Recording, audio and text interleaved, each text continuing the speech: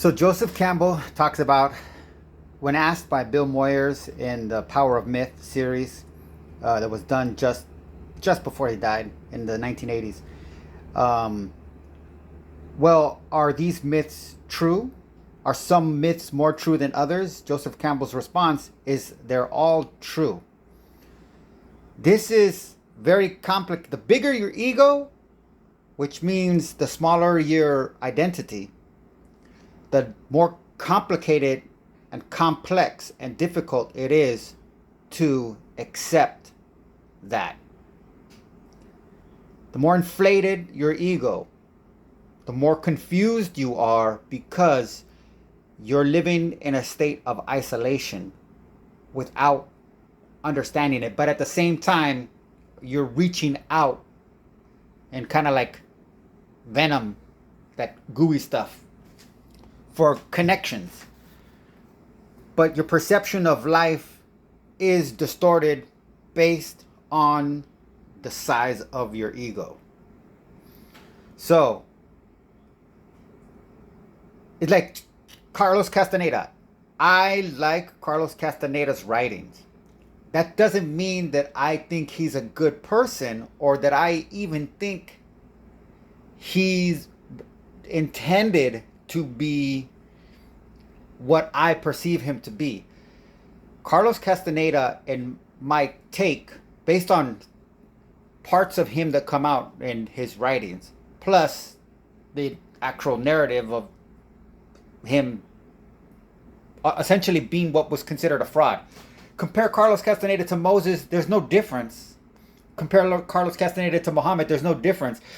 The difference is that if there's a difference, and there's not really a difference because the ego is the ego is the ego on those three guys.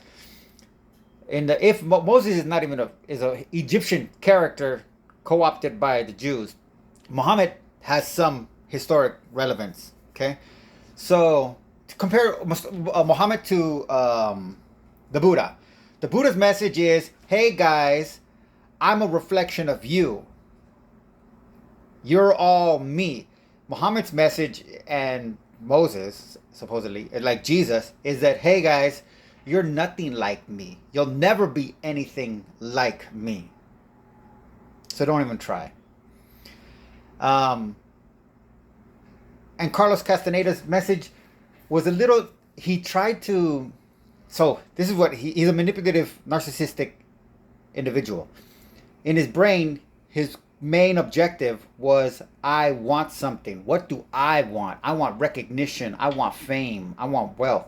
How am I going to get it? Well, I'm smart enough. I'm not stupid. I am smart. I'm smart enough to know that at the time that I'm living, controversy, contradictions are valuable. People want contradictions. So let me use my psyche, the same thing that Muhammad uses, the same thing that the Buddha used, the same thing that Moses used, in order to generate ideas that I can then portray to be from an external source. In his particular case, it's a man named Don Juan. In the other cases, it's the ultimate supreme divinity. So Carlos Castaneda's brain thinks, okay, based on all of these observations that I have made in my life to realize what it takes to survive in this system, what are the most shocking contradictions that I can come up with? And I'll just throw them all together. Mixed in, he was an anthropology student, so mixed in with some actual stuff that if you're a typical American or undereducated South American, as far as religion goes, you're just inculcated with Catholicism for the most part. Like Mexico's 85%. I still identify, Mexicans identify 85%, something like that, as Catholic. You'll if you hear this stuff and it'll just be a contradiction and you can't place any source. So like there's a line where Carlos Castaneda is asking Don Juan, well, why are you teaching me? And Don Juan's like, hey, don't ask if you don't want to know. You don't really want to know, so just don't ask. Well, that could be seen as unique or something like that, but if you're listening to Joseph Campbell, who in his lectures was in the 80s. So Carlos Castaneda, if I'm not mistaken, was already done with his stuff. You get the story of Indra from Hinduism, where Indra's building a temple, and then it's getting out of control. So a bigger god, the next god up, comes to put him in check. But that bigger god comes in the form of a child. Okay? So the child comes in and meets with this supreme god, Indra, ego. In the height of his ego, I've done it all. I am the ultimate supreme god. And then tells him basically, you're just one in like a film reel. Like I had a trip one time on this plant called belladonna. Let me see if I could actually, what doesn't matter. I ride past it. I've been thinking about harvesting some more seeds, but my eyes were very blurry the next day, so I don't want to mess with my vision. But it was a hardcore trip. I made a tea out of it. I soaked the seeds in some bourbon, and then I boiled the rest out, and then I drank that shit. And I went into a hardcore trip while, this was in 2014, 2015, while I was watching the Power of Myth series on my TV. And it just happened to be in a point where Joseph Campbell was talking about the difference between eternity and time. And I wanted to get up to go I was in a room to go to the kitchen in the front. And as I was going, I felt like I was stuck, I felt like I got stuck like this. And I was like, oh. And then in my vision, I saw, like, if you look at Star Wars, The Last Jedi, there's a scene where Rey's looking in the mirror, and then there's a whole stream of her going forward and backwards.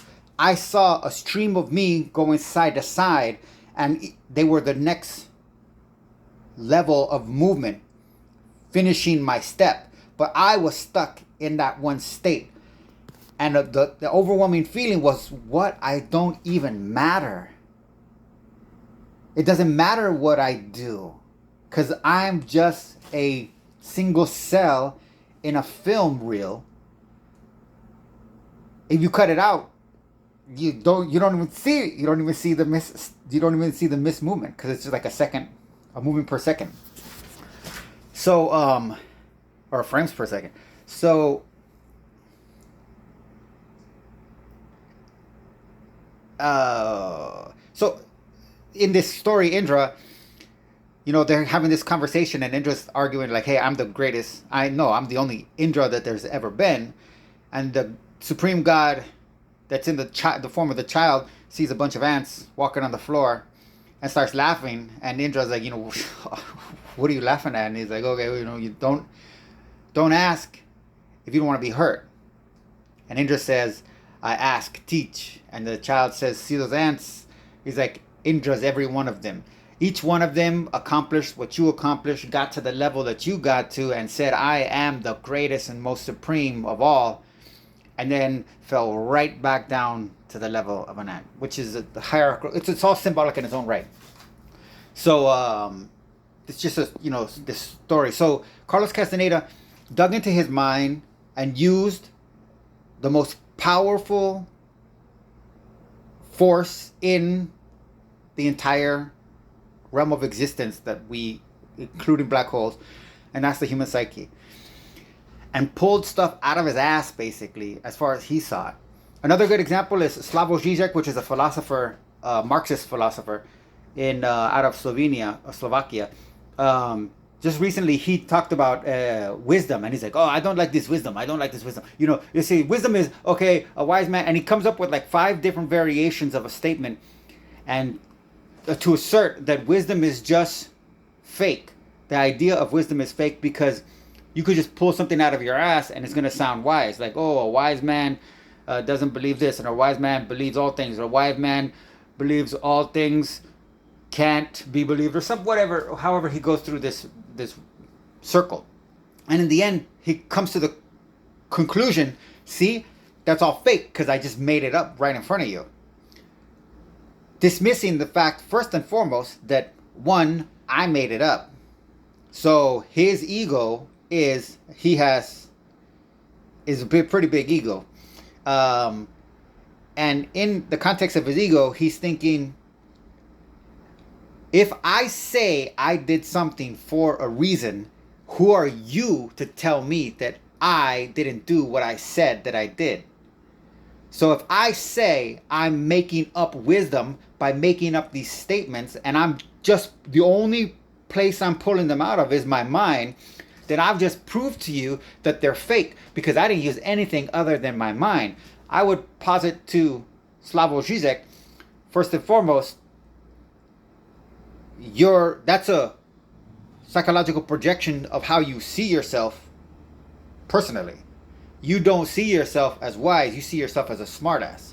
So therefore, you don't think anything that comes out of your mouth is wise. Second of all, you're diminishing the power of the psyche, which is also what you posit is to provide the solutions that, or contradictions, that you built a career on because you can't work. You're not labor savvy. There's nothing of value in you as a human other than the ideas that come out of your head conveyed through your jittering mouth, because you literally can't do anything else. You can't contribute in any other way.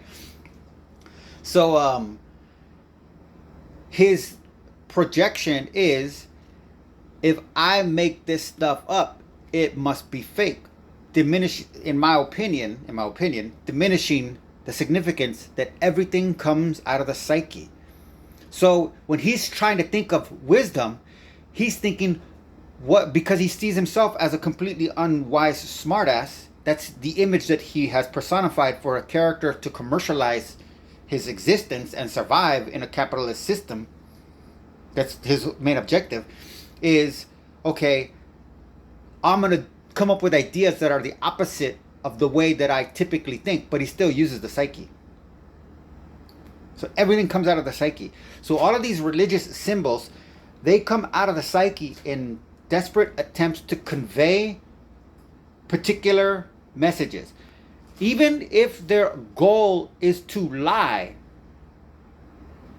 to distort or warp the truth. Like, the truth is, we all come from mothers. We all come from wombs. There's no ifs, ands, or buts about that. Maybe in the future that's going to change, but as of right now, we all come from mothers. So any mythology that says we come from fathers, you get why they even have to have a father figure? They still need, it's like there's no difference between the transgender argument, which Joseph Campbell also was not supportive of, because of the roles of gender, the significance of gender in forming identity. And you think about it like this. So a transgender person says, hey, you know what? You have to use my pronouns. But they're not using their pronouns. They're using our pronouns. And those pronouns tend to be him or her. Some of them try to get creative and say them, because in the back of their head, they realize, well, if gender doesn't exist, then why the fuck am I trying so hard to portray myself to be the opposing gender to what I am biologically identified as? Why don't I just pull some shit out of my hat? Because I don't want to seem crazy. So the chauvinistic religions that come out of the idea that God has to be a man and we come from this man God, therefore we can say that, like, birth is a curse in the Bible, which covers Judaism, Christianity, and Islam. And Christianity is big because it's Protestant and Catholicism. So people say that Islam is the biggest religion, but when you combine Catholicism and Protestant, you flip the table, because Catholics are 1.2 billion and Protestants are like 900 million. Islam is like 1.6 billion. So now my point on that is, this is something that I learned that I've never been able to convey, and then I just found this short right here. All that to say this, and that is that when the Bible says, okay, I got this technique reading Marshall McLuhan. When Marshall McLuhan is writing the book Understanding Media, The Extensions of Man, and I'm reading it, I read it 7 times in 1 month, in April of 2020. So when I'm reading this book, And I'm going through it. And he's talking about how technology impacts humans over the evolutionary phase. There's a part of my brain that clicks and starts to realize, holy shamoli, each of us experiences the totality of the effects that technology has had on the human species over the entire evolutionary phase in our single lives. I still don't even know if that makes any sense the way I say it. It's something that I could see. Maybe I still can't say it. But we think that we adapt or just mosey right along in line with the technology of the time. And that's why young kids are more adept at using technology than elderly people. That they just get it faster. Which seems to suggest in a psychological tendency to reverse things. Ego diminishes the impact of trauma. Technology is a trauma. So what we tend to be saying, because we don't want to face, in one sense, what's happening to the kids, we tend to be saying when we see that, because like when I was working at a store, there's a little girl that would come in with her mom, and I'm talking about she was like 2. She would sit in the middle of the store. Her mom would give her phone. She would sit in the middle of the store with her smartphone. And then the little girl would pretend to be like talking on the phone and just like in her own little world with the mom. And because it was a vitamin store, so there'd be like 10 to be nobody else in the store. And I'd comment on it. She'd laugh. Yeah, she's whatever. So people want to diminish the impact that it has on the child. So they say they're just get it faster. But I'm saying that they're going through the trauma at such a rapid rate that it's getting buried. They don't even have time to... Anyway, so Marshall McLuhan, okay. So on that note, then I expanded that idea with the psyche. So I got all these ideas going through my head. And I came up with a new interpretation. When the Bible starts off with, in the beginning, and God said, let there be light. In my interpretation of the monotheistic religions, God is a manifestation of the ego. Your God's infallibility is comparable to your ego's inflated size.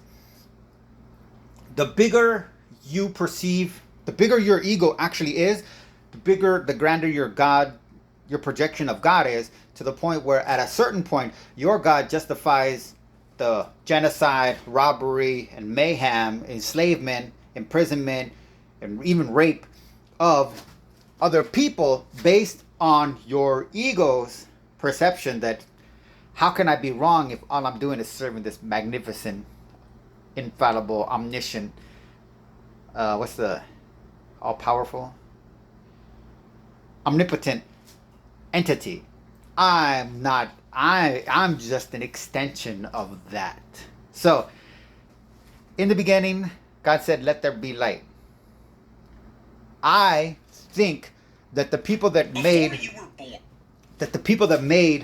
the Bible had mapped human experiences within the mind and understood that there were universal memories that they could tap into in order to legitimize their bullshit propaganda, which was just meant to cement fear and implement control like a blanket. Paul's name, Paul, who spreads Christianity to the Gentile, who's a Jew who spreads Jewish, it's basically Reformed Judaism before it became Christianity, to the Gentile world, contaminating them with this disgusting religion.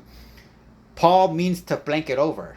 You pall something over, you cover something over. So there's no mix. So the idea that they had mapped is that, okay, in the beginning, we're talking about the beginning of creation. How can we make this lie become real? We can associate it with a real memory. What is one of the deepest memories that every human being is going to have but not be aware that they have? So when they hear the story, they'll be able to relate to it and therefore think, that must be true, because without me remembering it, I remember it. Okay? Before you were born, what did you see? How dark was it inside your mother's body? Pretty much no visible light gets deep within our body cavity, but a uterus? Well, inside a womb at night, this is what you would see. But during the day, it might look more like this. In fact, it can be bright enough inside a womb to read a book. Inside with light clothing. I just want to point out too, this guy's not even getting into shadow, and I have some kind of a way my brain is thinking this is also connected with Plato's allegory of the cave, in which shadows are cast onto the wall. Because the womb outside is bright, but I think you could still see shadows.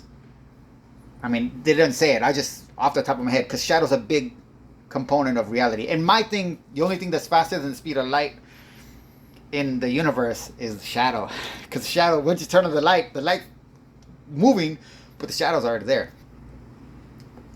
And an averagely thick abdomen. In direct sunlight, it can be as bright as an overcast day or even a typical office building. It's a womb with a view. Oh, also, if you shine a trio of lights like this at a human fetus in the womb, it won't really care. But if you shine lights like this, it will look at them and follow them. Why? Well, the leading theory is that this arrangement more closely resembles a human face, and that even before we're born, even before we've met anyone, we are already looking for other people. I forgot who it was, but that's something else that I got into, that the person that it might have been, it's like Joseph Campbell, or Carl Jung. I don't think it was them, but I just throw them out there. It could be Marshall McLuhan. But in the study of the, oh no, it might be Robert Sapolsky out of Stanford. So when the people were talking about mask, hey, you need a mask because you're confusing people's faces. You don't need a mouth to identify a face. A baby can identify a face through the eyes and the nose. So this comes out with studies that have done in animals too. This is Joseph Campbell. So like there are baby birds that are hatched out of their egg, okay? And what the scientists did is they cut out silhouettes, just paper silhouettes of certain animals, an elephant, a tiger, a cat, and an eagle. And they cut out an eagle flying as well as an eagle just perched. And when they held these silhouettes, carbon paper silhouettes, over the baby birds that had just hatched, they had no reaction to like the elephant, to the tiger, to the dog, to the fish. But when they put up the eagle or the falcon, whichever it was, the birds panicked. The little birds that have never seen anything else but the shadows that they were showing them and the scientists, they panicked. And there's a term for that has to do with these templates that are ingrained into us. Now, that's part of the whole point is he questions the person saying this, which I believe is Joseph Campbell, asks the question, what are some of those templates? Do we have, the human brain have those templates? And then what are they? And what are our responses to them? And this goes with, in the beginning, when God created this and the waters, all that stuff, all of that is describing the womb experience, and it's there to hook you in because it is a real life experience associated with a bullshit, propagandist, racist, chauvinistic, demonic, murdering, robbery based, thieving psychology of Judaism.